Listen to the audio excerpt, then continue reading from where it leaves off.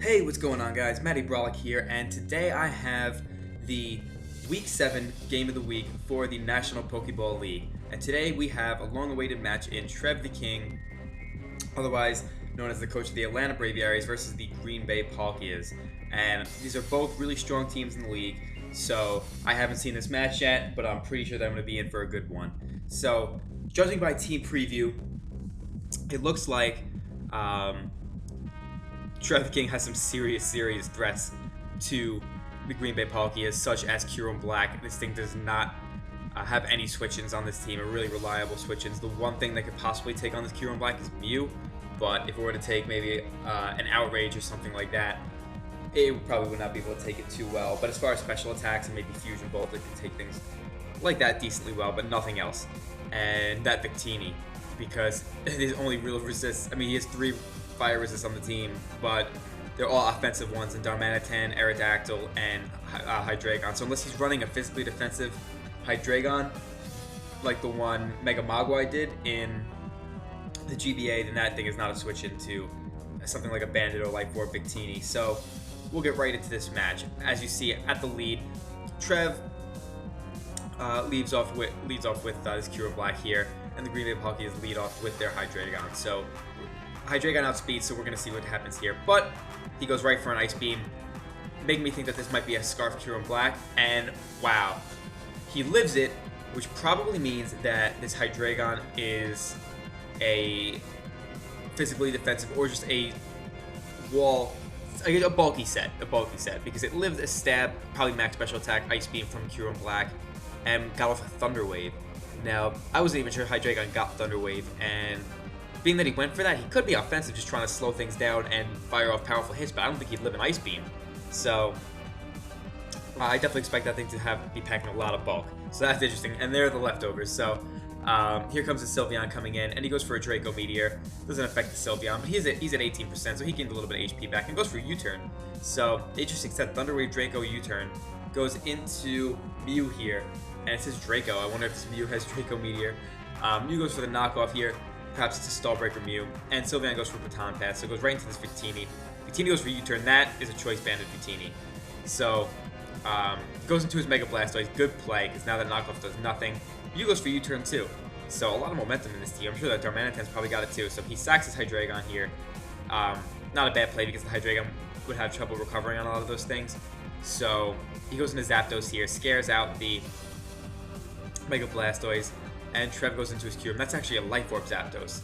Interesting. So now, goes for the Ice Beam. Good play on the Green Bay Palkias part, going into Darmanitan, predicting the Ice Beam, because now he can get some momentum back. Goes for the U-Turn, goes back at his Zapdos. If he had Volt Switch here, that'd be nice, but I don't think he does. So he goes back into Mew here. On the predicted, Sylveon catches him with a Gunk Shot. Wow, that was a good play, because I thought he was going to go back into Kyurem from the Zapdos, but maybe he feared a Volt Switch, or maybe he feared a like Thunder Wave or something like that. Maybe that's why he didn't go back into his Kyurem, but he went into Sylveon. Either way, pretty safe play. But he doubles into Mew, and the Mew thinks the Sylveon thinks it's safe here against the Mew, but no, he reveals the Gunk Shot, which I love. Gunk Shot Mew. Mew is one of my favorite Pokemon in these types of formats because it's so adorable, and it can just run so many different sets.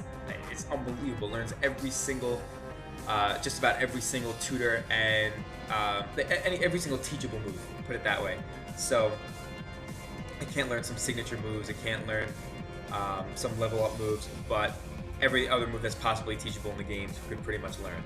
So, and with its really well-rounded stats and decent typing without too many weaknesses, the amount of sets it could run are just crazy. So I love that. Gunk Shot Mew is one of my favorite Mew sets.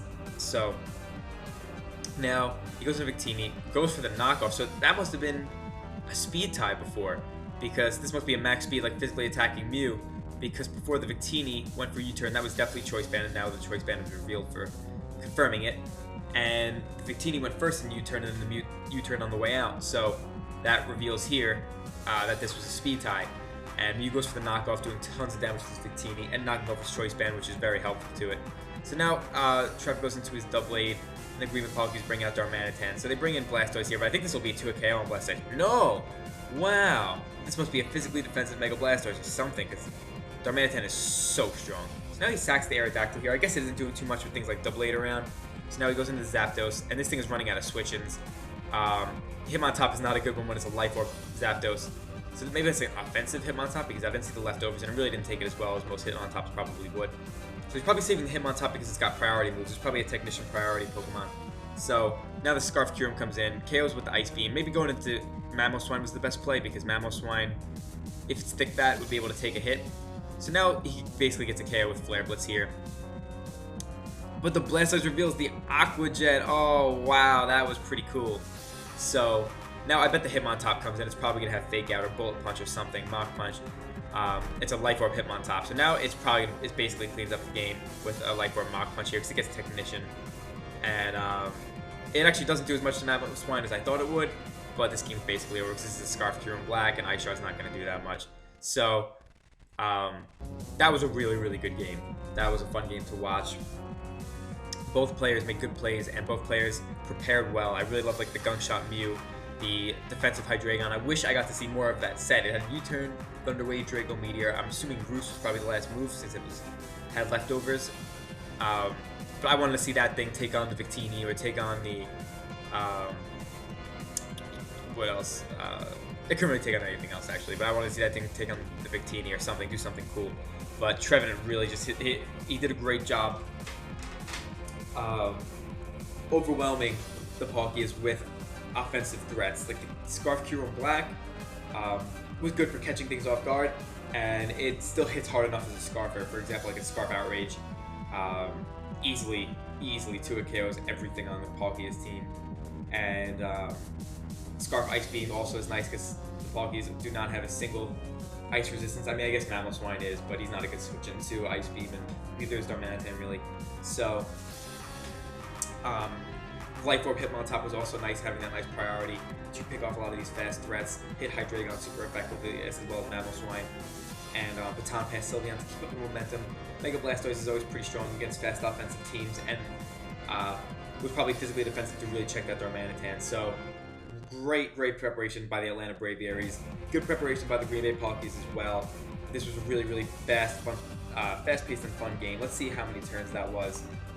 22 turns, perfect. That's actually my favorite number. Shout out to the number 22. I love when games are pretty fast-paced with just going a lot of back and forth tricks and trades up their sleeve and whatnot. That's really exciting to me. So great job on both coaches' parts. Definitely check out their channels. Check out all the National Pokeball League coaches' channels for more NPL content.